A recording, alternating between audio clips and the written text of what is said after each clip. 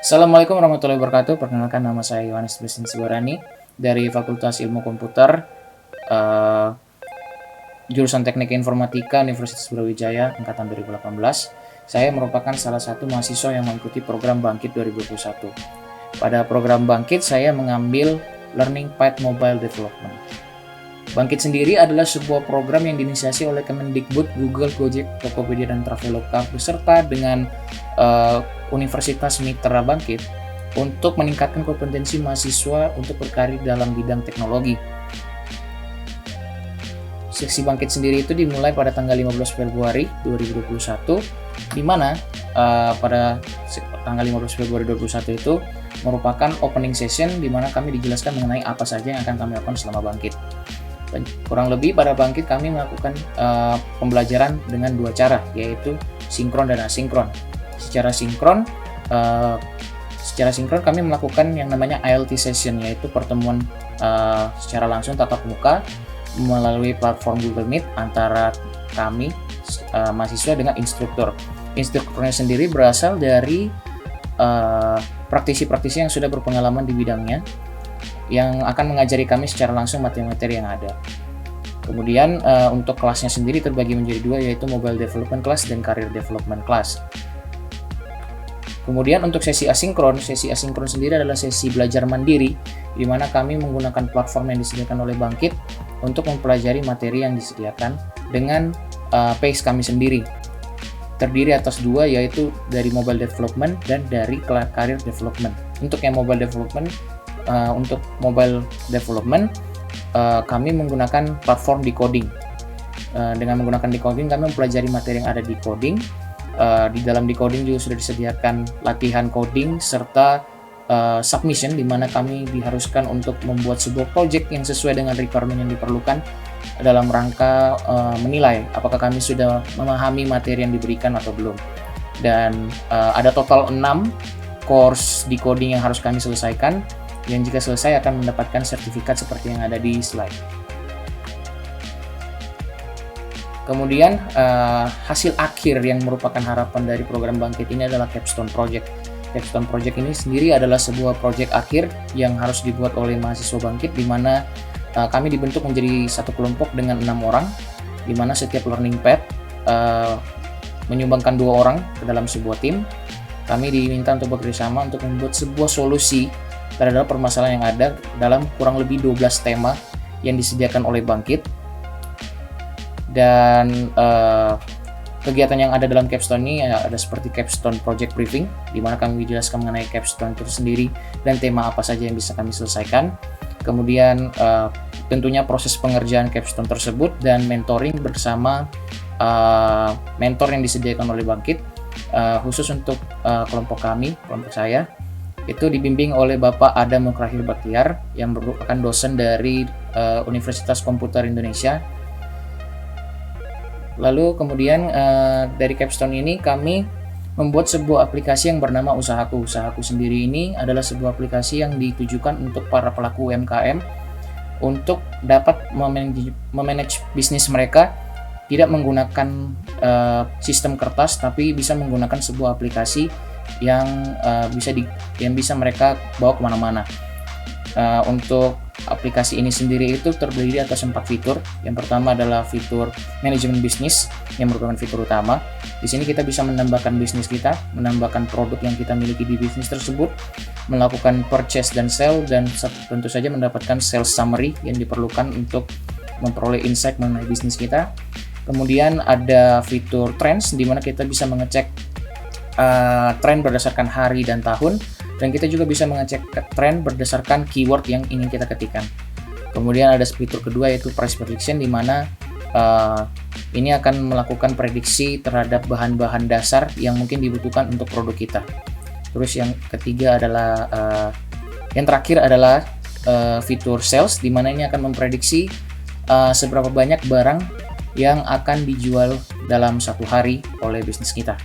Untuk penjelasan lebih lanjut mengenai Capstone Project dari kelompok saya akan memutarkan video presentasi Project Capstone kami di Google Bangkit.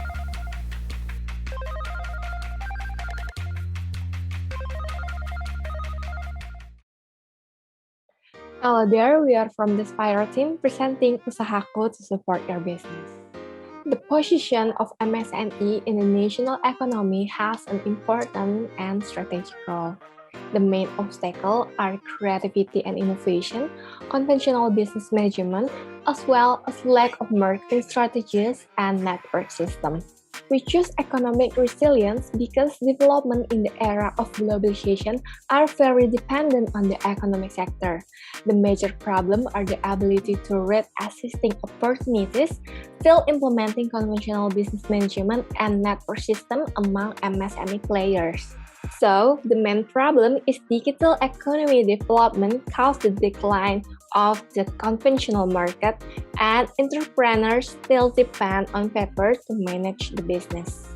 We've done some validation with two owners of MSME, and we found that both of them still find difficulties in managing their business administration and accountancy. One application that serves similar solution is Warung Pintar.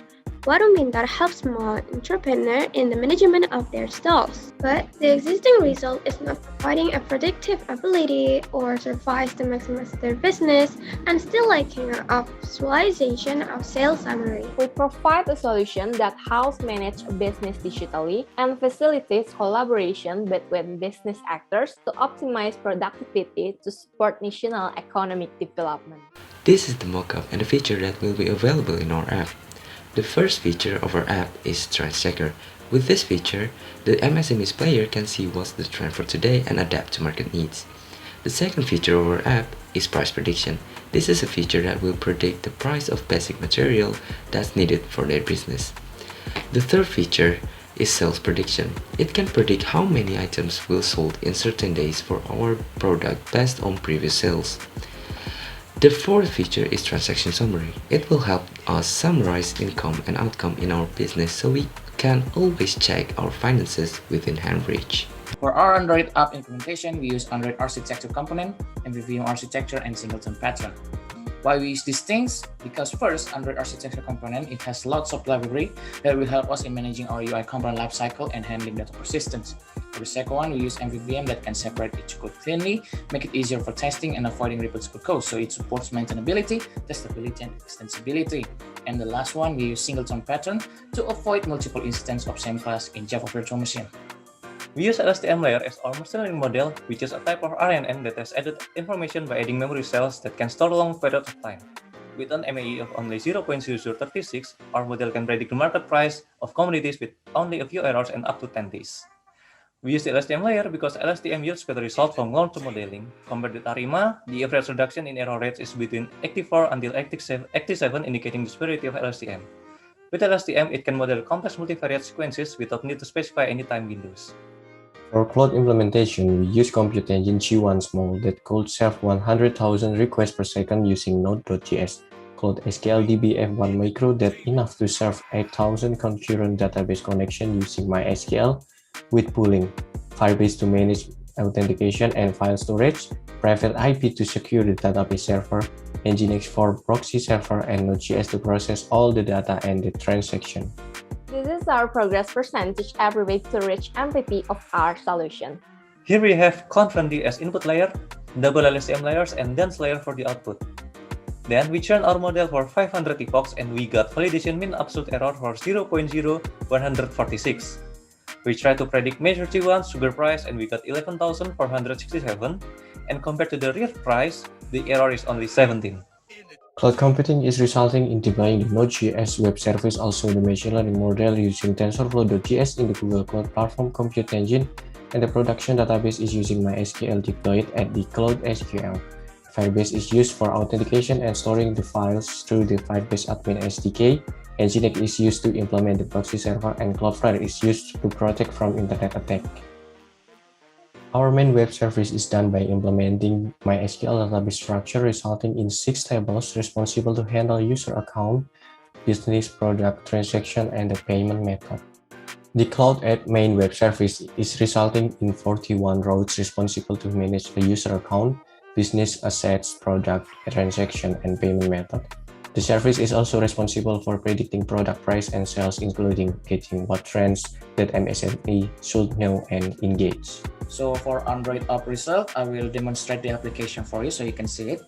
So we're gonna open the application, and if you already log in, it will display homepage menu. So we go to the first feature, which is trend. It will show you the trends for today and year, and we can also search trends for a term, for example, bakso. And then it's gonna show you the trends for bakso in the 7 days, and interest by sub-region and related queries about it. And then the second feature is price prediction, which will predict you the basic material price for your business, and it will predict you up to 10 days. And then for the sales prediction, it will give you prediction how many items you might sell in 1 day. It also will predict you for the next 10 days. And for the last feature is your business management. You can add business, and after you will see it like this. And then you can also do some add product or add transaction, single purchase and sales. And then of course you might see your sales summary. You can recreate our machine learning model with download and pre-process the dataset, analyze the dataset to get the insight of the data, then divide the data with 70% train, 20% validation, and 10% of test beds.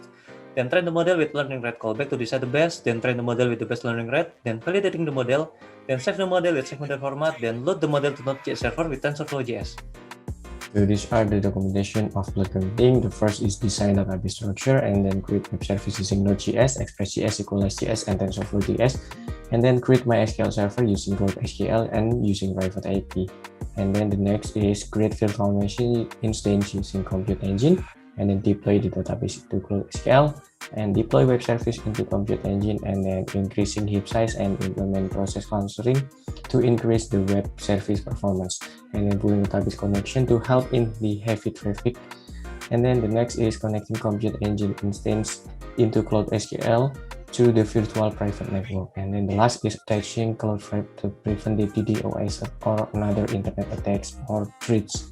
So to replicate our work in the Android project, first step we want to do is create an Android project, and then we prepare the necessary library, prepare a project structure, and then we create model response class, create remote data source class, create enterprise data source, create repository class, create view model class, create injection class, and create activity fragment, design the layout and instantiates view model inside it to get live data which will be displayed in the UI, and then we implement Firebase for authentication.